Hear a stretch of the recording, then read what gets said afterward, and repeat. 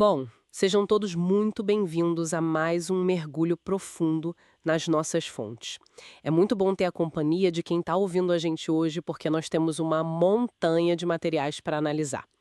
E a história de hoje começa de um jeito bem inusitado, na costa da Califórnia. Pesquisadores da Marinha Americana começaram a notar algo tipo muito alarmante nos golfinhos da base de San Diego. Foi uma daquelas descobertas acidentais que mudam tudo, né? Exatamente, porque os golfinhos de lá estavam envelhecendo rápido demais. Eram animais no auge da vida, sabe? Mas que estavam desenvolvendo problemas que a gente associa a humanos idosos. Coisas como síndrome metabólica, gordura no fígado e até, olha só, sinais de declínio cognitivo semelhante ao estágio inicial do Alzheimer. Caramba, e o detalhe é que do outro lado do país, na base da Flórida, os golfinhos estavam perfeitamente saudáveis. Com a exata mesma rotina, o mesmo treinamento, o mesmo tipo de água, o ambiente era igualzinho. A única diferença era a procedência do peixe que eles comiam. A dieta dos golfinhos de San Diego tinha níveis drasticamente menores de um nutriente muito específico. O nome dessa molécula é C15. E essa descoberta lá com os golfinhos acabou desencadeando o que, hoje, é provavelmente um dos debates mais acalorados da nutrição moderna. Estamos falando do ácido pentadecanoico, ou simplesmente, como o pessoal chama lá fora, FAT15. O famoso FAT15. Isso. E o burburinho atual não é pequeno, viu? Porque existem alegações colossais de que esta seria a primeira gordura essencial descoberta em 90 anos. E, assim, 90 anos em termos de ciência nutricional é uma eternidade. Nossa, é muito tempo. E é exatamente por isso que a nossa análise detalhada de hoje vai focar nessa molécula. A gente reuniu um arsenal de fontes conflitantes aqui. De um lado, a gente tem entrevistas no YouTube e publicações dos cientistas que descobriram o problema dos golfinhos, criaram um suplemento e agora afirmam que o C15 é superior e muito mais seguro que o famosíssimo ômega 3. O que é uma afirmação bem pesada. Muito pesada. E por isso, do outro lado, nós trouxemos as críticas severas da comunidade científica independente, que vê falhas muito graves nessas promessas todas. E para completar, vamos dissecar estudos clínicos reais com adolescentes e pesquisas fascinantes com ratos de laboratório para entender como o corpo processa tudo isso de verdade. E o nosso objetivo principal aqui, é bom deixar claro, não é tomar partido. A missão não é dizer o que as pessoas devem engolir com o café da manhã. Com certeza não. Contra o ômega 3, ouvir as críticas e decidir o que isso significa para a nossa saúde. Perfeito. Então vamos entrar de cabeça. Para entender o C15, a gente precisa começar pela biologia e pela estrutura física dele, né? Sim, porque na biologia o formato dita a função. O que é fascinante aqui é que o C15 é um ácido graxo saturado de cadeia ímpar. Isso significa que ele tem 15 átomos de carbono alinhados. Mas a palavra-chave aí é saturado. Tá, e o que isso quer dizer na prática química? Quimicamente, isso quer dizer que não existem ligações duplas entre esses carbonos. Quando uma molécula de gordura não tem ligações duplas, a estrutura dela é perfeitamente reta. Ela não tem curvas, sabe? E isso a torna muito menos reativa ao oxigênio e, consequentemente, incrivelmente estável. Certo. E as nossas fontes passam um bom tempo contrastando esse formato reto com o formato do ômega 3. Porque o ômega 3, tipo o EPA que a gente encontra no óleo de peixe, é uma gordura poliinsaturada, certo? Ou seja, ela é cheia dessas ligações duplas que você mencionou. Exatamente. Pelo que eu entendi lendo o material, essas ligações duplas funcionam meio que como dobradiças, fazendo a molécula ter uma cauda toda torta, quase no formato de U ou de um gancho. Essa é a imagem perfeita. Agora imagina bilhões dessas moléculas sendo usadas para construir a membrana celular, a parede que protege cada célula do nosso corpo. Se a gente usar o C15, que é reto e estável, essas moléculas se empacotam de forma super densa e apertada. Fica tudo muito bem encaixado. Uhum. A parede celular fica incrivelmente robusta, rígida e resistente ao desgaste. Já quando o corpo usa moléculas poliinsaturadas e curvadas, tipo o ômega 3, elas não se encaixam direito umas nas outras. Elas deixam espaços. E isso torna a membrana da célula muito fluida e altamente flexível. Ok, vamos desempacotar isso porque a analogia é muito boa. Se o C15 é como um tijolo sólido e perfeitamente reto, usar ele para construir a célula é tipo erguer um muro de contenção impenetrável e resistente. Já o ômega 3 seria algo mais próximo de uma lona de tenda ou uma rede elástica para dar flexibilidade. É bem por aí, mas com uma ressalva importante, tá? A célula precisa dessa rede elástica para certas funções. Uma membrana fluida permite que proteínas e receptores se movam livremente pela superfície da célula. Isso é vital para a comunicação celular, especialmente no cérebro. Ah, entendi. Tem uma utilidade clara. Sim, mas o preço que se paga por essa flexibilidade extrema é a vulnerabilidade. Gorduras com muitas ligações duplas são altamente suscetíveis à oxidação. É como se elas enferrujassem mais rápido quando expostas ao estresse do nosso dia a dia, sabe? Já o tijolo de C15, por ser saturado, não enferruja com facilidade. Mas espera aí, porque tem um alarme soando alto na minha cabeça agora e eu aposto que para quem está ouvindo também. A gente passou as últimas 7 décadas ouvindo de médicos e nutricionistas que a gordura saturada era o vilão supremo. A velha guerra contra a gordura, pois é. Exato. A recomendação sempre foi fugir das gorduras saturadas porque elas entopem as artérias e causam problemas cardíacos. Por que, de repente, ter um tijolo saturado na nossa célula seria o novo santo grau da saúde? Essa é a grande ruptura de paradigma que a gente está enfrentando na nutrição. A ciência está começando a admitir que cometeu um erro enorme de generalização ao jogar todas as gorduras saturadas no mesmo saco. Nem toda gordura saturada age da mesma forma no corpo. Tá, e qual é a diferença então? Bom, as gorduras saturadas de cadeia par, como o ácido palmítico, que tem 16 carbonos e é super comum em carnes ultraprocessadas, essas sim estão ligadas à inflamação e a problemas cardiovasculares. O corpo tem uma certa dificuldade em processar elas de forma limpa. Uhum. Mas as gorduras saturadas de cadeia ímpar, como o C15, seguem uma rota metabólica completamente diferente quando entram nas nossas mitocôndrias. E isso nos leva à famosa teoria do marcapasso do envelhecimento. Ah, essa teoria é fascinante. O material aponta que a velocidade com que uma espécie envelhece está diretamente ligada à composição das células dela, não é? Exatamente isso. O que os biólogos observaram é que os mamíferos mais longevos do planeta, pensa em humanos, baleias azuis, elefantes e os próprios golfinhos, eles possuem membranas celulares com uma proporção muito menor daquelas gorduras poliinsaturadas, que oxidam fácil. Eles têm menos ômega 3 e afins nas paredes celulares. Na proporção geral, sim. No lugar delas, esses animais de vida longa acumulam gorduras saturadas e estáveis. A lógica é simples. Se um animal precisa viver 80 anos, as células dele não podem ser compostas inteiramente de materiais que enferrujam em poucos meses, né? Faz todo sentido. O C15 funciona como essa armadura biológica que resiste ao estresse oxidativo ao longo de décadas. É pura biologia de sobrevivência a longo prazo. O que explica direitinho por que os golfinhos lá de San Diego que foram privados desse nutriente na dieta começaram a enferrujar antes do tempo. E é aqui que a coisa começa a esquentar, porque os criadores do suplemento de C15, uma empresa chamada Serafina Therapeutics, entram com alegações pesadíssimas. Sim, o material de marketing deles é bem agressivo. Muito. Segundo as publicações deles, essa molécula funciona como um míssil teleguiado contra os grandes pilares do envelhecimento. A primeira afirmação é que o C15 conserta disfunção mitocondrial. A mitocôndria é a bateria da célula.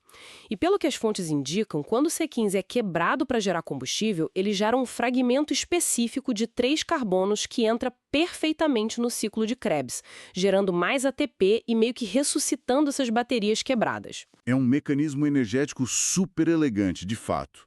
Mas as alegações vão além dessa questão da energia. Eles também afirmam que o C15 tem a capacidade de eliminar as chamadas células zumbis. As células senescentes. Isso. São aquelas células velhas que sofreram danos e que deveriam ter se autodestruído, mas por algum motivo o mecanismo falhou. Elas ficam lá, vivas, ocupando espaço e secretando um coquetel tóxico de sinais inflamatórios que danifica todo o tecido ao redor. O que a empresa propõe é que o C15 ajuda a ativar uma via metabólica chamada AMPK. Ah, A famosa sopa de letrinhas da biologia. Para quem não é geneticista, o que exatamente é essa via AMPK e como ela mata essas células zumbis? Imagina a via AMK como tipo um inspetor de qualidade ou um freio de emergência da célula. Quando o AMPK é ativado, ele percebe que os recursos estão escassos ou que a célula precisa de manutenção. Ele diz, olha, pare de crescer e comece a limpar o lixo interno. Uma faxina celular. Exato. E, ao mesmo tempo, o C15 inibiria uma outra via, a mTOR. A mTOR é o oposto da AMPK. Ela é o pedal de aceleração que manda a célula crescer e se multiplicar. Então, ao pisar no freio da mTOR e ativar a faxina da AMPK, o corpo consegue identificar e destruir essas células zumbis inflamatórias. E isso, vale dizer, é algo que pesquisadores de longevidade tentam fazer há décadas com medicamentos pesados. E por falar em medicamentos pesados, as comparações que os defensores do C15 fazem no material são de cair o queixo. Eles cruzam os dados do C15 com os efeitos da rapamicina, que é possivelmente a droga anti-envelhecimento mais estudada no mundo, e afirmam que o C15 compartilha tipo 24 atividades celulares com ela. Eles também comparam com a metformina, que tem umas 11 atividades em comum. É impressionante, mas o que realmente me chamou a atenção foi o efeito relatado no cérebro e no sistema nervoso. Porque quando o nosso corpo processa o C15, ele gera um metabólito chamado PDC. E esse PDC funciona como um endocannabinoide pleno. Olha, essa é sem dúvida uma das propriedades mais curiosas de toda essa história. O sistema endocannabinoide, para quem não tem tanta familiaridade, é uma rede de receptores espalhados pelo corpo todo, mas principalmente no cérebro. Eles são chamados de CB1 e CB2. Que é o mesmo sistema que interage com compostos da cannabis, né? Isso mesmo. Esses receptores funcionam como fechaduras. Quando a molécula acerta, a chave entra nessas fechaduras. Ela regula coisas como o humor, a percepção de dor, o nível de estresse e a qualidade do sono. O que os dados preliminares sugerem é que o PDC, criado a partir do 15, é uma chave quase perfeita para essas fechaduras. Uau! Isso explicaria muito bem os relatos anedóticos das pessoas que tomam o suplemento e dizem que estão dormindo mais profundo, sentindo menos dores nas articulações, com humor melhor. A empresa chega a traçar um paralelo com a bupropiona, que é um medicamento forte usado para depressão. Pois é. É um currículo de efeitos assustadoramente positivo para uma molécula que, no fim das contas, a gente tira da gordura do leite. É aí que eu queria chegar, porque se tudo isso é tão perfeito, sabe? Se conserta a bateria da célula, elimina a inflamação, imita remédios caros de longevidade e ainda melhora o sono, por que não tem cardiologistas rasgando as antigas cartilhas e prescrevendo C15 para o planeta inteiro em vez do clássico ômega 3? Essa é a pergunta de $1 milhão. E é exatamente ela que nos obriga a olhar para a metodologia científica das fontes com uma lupa gigante. Porque aqui a gente entra no grande ponto de atrito entre a empresa criadora do C15 e a comunidade científica tradicional. Aqui a coisa fica realmente interessante, então, puxando o freio de mão de todo esse hype. A gente precisa puxar o freio porque o material de marketing se apoia muito em uma série de estudos in vitro. Eles literalmente colocaram o C15 num ringue contra o ômega 3 numa placa de laboratório. E a alegação central que saiu dessa pesquisa é que o C15 seria capaz de reparar 2,5 vezes mais tipos de células que o ômega 3. 2,5 vezes. Sim. E pior, eles afirmam que em concentrações mais altas, cerca de 50 micromolar, o ômega 3 se tornava tóxico e literalmente matava células, enquanto o C15 continuava seguro e prevenia uma condição que eles chamam de síndrome de fragilidade celular. Síndrome de fragilidade celular. Olha, eu confesso que quando eu vi esse termo, ele só superoficial, né? Como se fosse uma doença grave que já está nos manuais de medicina, pronta para fazer as nossas células se despedaçarem se a gente não comprar esse suplemento amanhã de manhã. E é exatamente aqui que os críticos entram com tudo. Pois é. Nas nossas fontes, a gente tem especialistas independentes de peso, como o Dr. Bill Harris, que é um pesquisador veterano de ômega 3, e o canal Physionic, que faz análises rigorosas de metodologia científica. E eles simplesmente não compram essa narrativa de jeito nenhum. Nem um pouco. O primeiro grande obstáculo que esses críticos levantam é o próprio uso da palavra essencial. Porque na biologia e na nutrição clínica rigorosa, classificar um nutriente como essencial tem um sarrafo altíssimo. Tem que ser algo que a gente morre se não comer, não é? Basicamente, o exemplo clássico que o Dr. Harris dá é o da vitamina C. Se uma pessoa não ingere vitamina C, o colágeno dela desmorona, ela desenvolve escorbuto e, em alguns meses, morre. É direto e letal.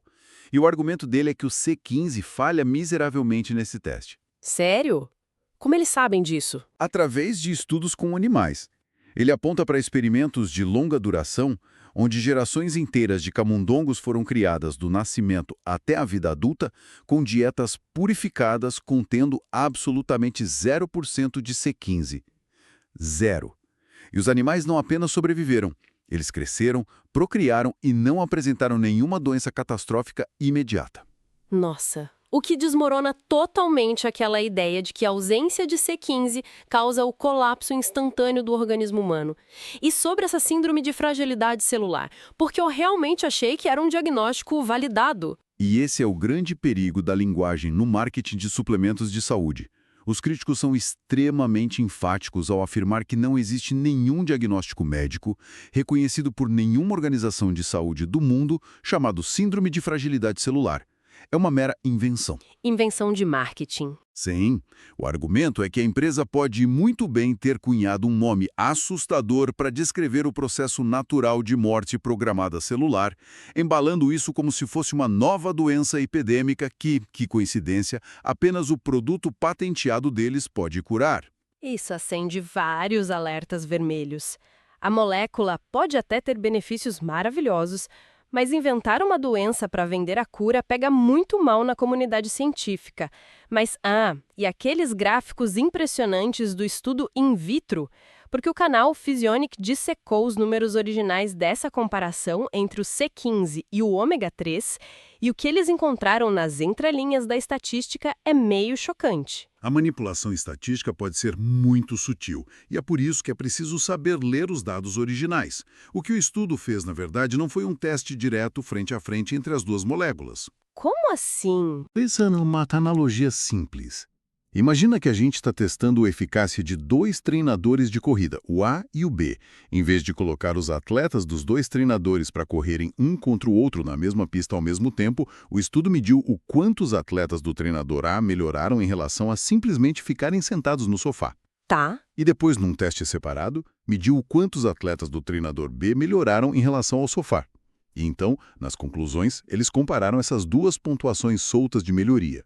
Em termos de metodologia estatística, você não pode simplesmente dizer que uma substância é clinicamente superior à outra sem forçar um teste direto entre elas e avaliar a significância real dessa diferença. Nossa, eles mediram o C15 contra o nada, o ômega 3 contra o nada e cruzaram os resultados soltos, e as críticas ainda apontaram que a tal toxicidade do ômega 3 em altas dosagens foi super exagerada, porque os dados cruciais nem estavam no corpo principal do artigo, estavam escondidos nos anexos. Exatamente. Mas acho que o que mais desmonta esse estudo para mim é lembrar que pingar gordura pura numa célula isolada dentro de uma placa de vidro está, assim, a anos-luz de distância de como a nutrição funciona num corpo humano de verdade. Com certeza absoluta. Uma célula dentro de uma placa de Petri não tem um fígado para metabolizar os lipídios, ela não tem um intestino que regula a absorção, não tem sistema imunológico para reagir àquela dosagem concentrada. Inúmeras substâncias que parecem milagrosas num vidro falham miseravelmente quando dadas a um organismo complexo e vivo. Sala, né? Esse estudo in vitro que coroava o C15 e rebaixava o ômega 3 foi conduzido e financiado pela própria empresa que tem interesses comerciais absurdos em vender os suplementos de C15. Existe um conflito de interesses financeiros gigantesco aí, e a ciência exige que olhemos para isso com ceticismo. Mas é aqui eu faço o papel de advogado do diabo. Os defensores do C15 não tiraram tudo do nada. Nas nossas fontes, a gente também vê que existem dezenas de estudos epidemiológicos gigantescos em humanos, estudos que não foram pagos por essa empresa, mostrando associações muito positivas. Pessoas com níveis altos de C15 no sangue vivem mais e têm muito menos problemas no coração. Como a gente navega nisso sabendo que a empresa financiadora do estudo tem interesses? A melhor forma de navegar nisso é seguindo as diretrizes do rigor científico imparcial. O fato de haver um marketing agressivo por trás, tentando invalidar o ômega 3, não apaga a biologia real e comprovada do C15. O consenso entre os especialistas independentes hoje é que o C15 possui inegavelmente uma forte bioatividade no corpo humano. Ele faz alguma coisa de bom. Muito de bom.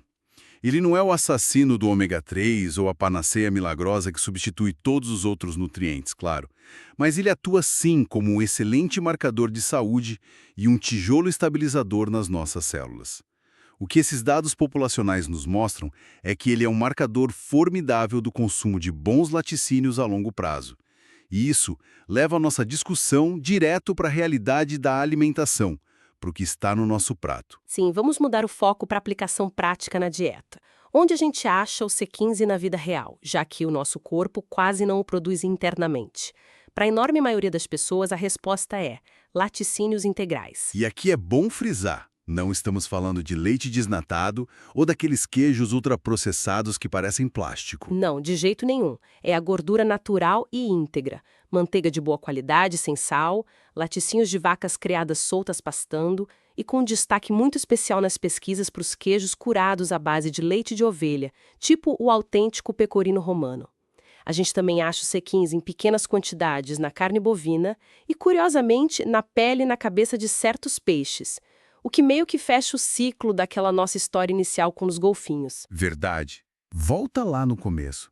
E a precisão dessa molécula como um marcador alimentar no corpo humano é incrível. Um dos estudos mais sólidos que nós trouxemos hoje envolveu adolescentes saudáveis no Canadá. Esse estudo é muito legal. Muito. A pesquisa queria saber se medir o nível de C15 nos glóbulos vermelhos do sangue poderia servir como uma espécie de detector de mentiras nutricional.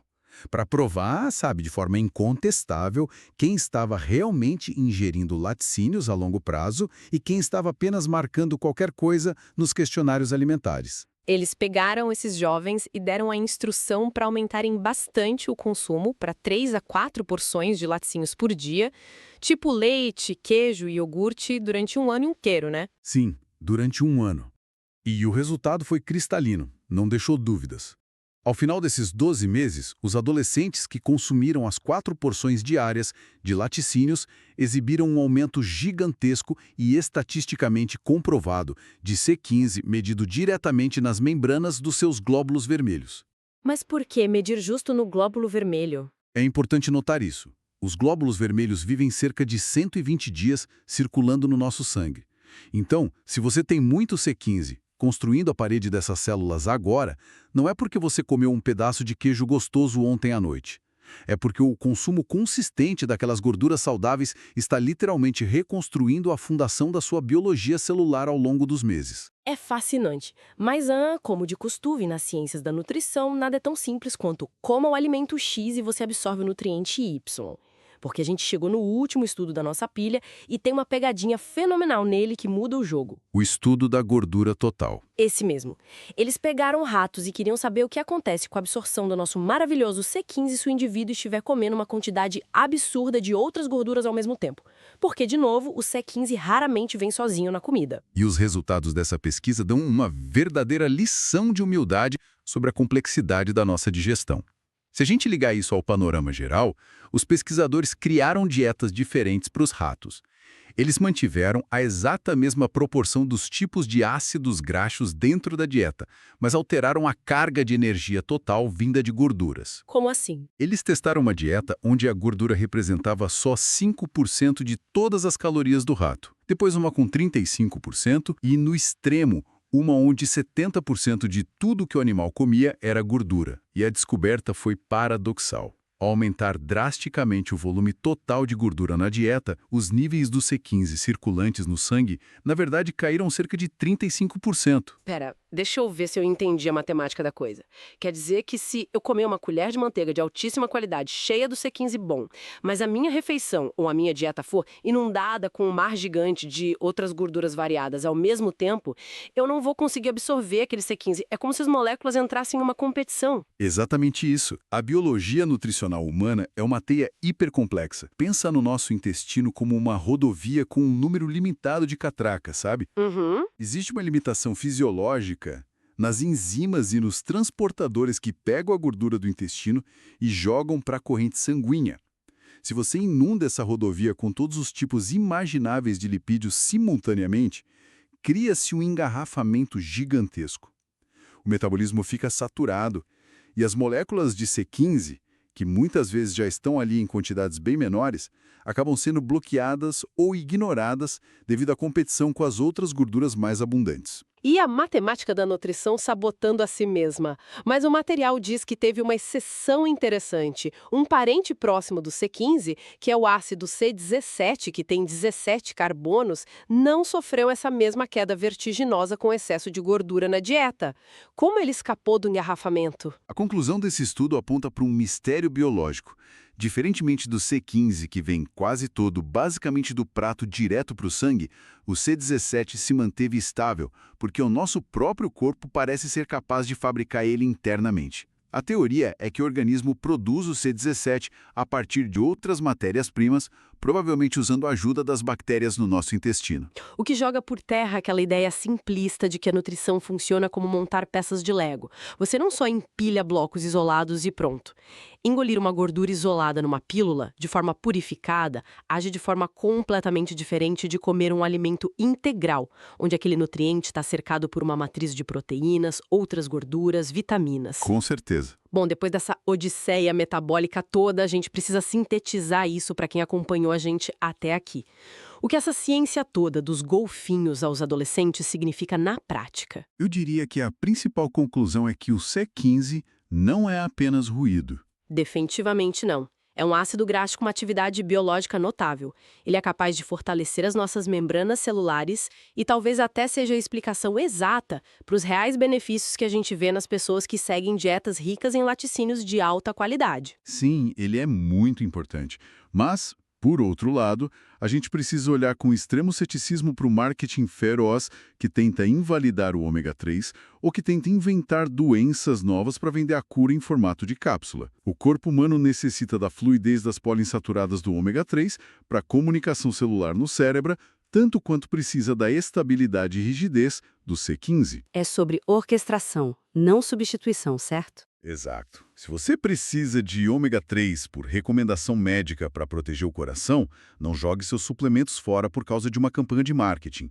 Mas, ao mesmo tempo, talvez haja hoje um ótimo pretexto científico para você saborear aquele pedaço de queijo pecorino de alta qualidade ou usar uma manteiga pura, sabendo que ali tem moléculas que fortificam as suas células a longo prazo. Isso é libertador para muita gente. Mas antes da gente se despedir, eu queria deixar um pensamento provocativo. E para isso eu preciso relembrar rapidamente o começo da nossa história de hoje com os golfinhos na Califórnia. A base de todo o problema de saúde que eles tiveram foi que o aquecimento dos oceanos fez com que os peixes, a comida deles, perdessem o conteúdo de C15. Pois é, as mudanças climáticas alterando os lipídios dos peixes. Exatamente. O aquecimento já está alterando o mar e furtivamente drenando nutrientes essenciais dos peixes, a ponto de adoecer golfinhos com velhice precoce. A reflexão que fica no ar é assustadora. Se isso está acontecendo com o C15, quais outros nutrientes vitais estão desaparecendo silenciosamente de toda a nossa cadeia alimentar global neste exato minuto? Né?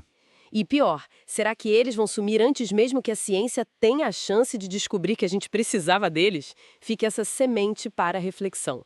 Nós agradecemos imensamente a companhia de quem está nos ouvindo hoje. Continuem com a curiosidade afiada e com a mente sempre aberta para novas descobertas. Até o próximo Mergulho Profundo.